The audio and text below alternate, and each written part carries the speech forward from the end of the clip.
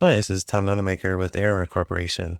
I've updated my prop firm target calculator and I've included multiple prop firms. So now you can pick from 5 different prop firms because they each have slightly different numbers, account sizes, profit targets, drawdowns, and all that. So we've got um, the profit target divided by drawdown is a ratio.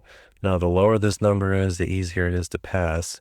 So if we look at API, for instance, it's the $25,000 account is 1-to-1, $1,500 drawdown, $1,500 profit target. 50Ks, still fairly easy, 3,000 profit, 2,500 drawdown. As you get up to the 300Ks, it's 7,500 drawdown, 20,000 profit, so 2.67 ratio. So you can see as the ratio goes up, it gets harder to pass. Now, if you're making in the middle of trying to pass one of these, say a $50,000 Apex account, say you get to 51,900.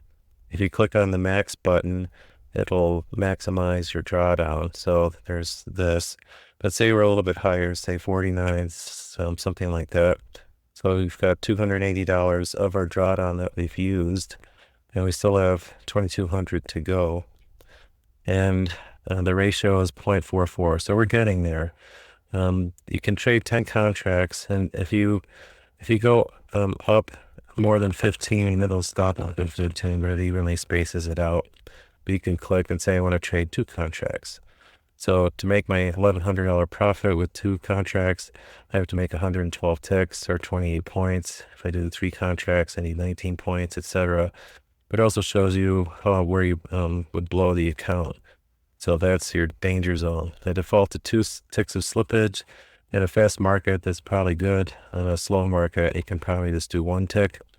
Now, if you do have an entry price, say we're at 21,146 in the NASDAQ, now if you're taking a long to hit this profit target, you need this price, and then that'll blow the account. If you're short, there's your target, and there's your the price that you dropped at.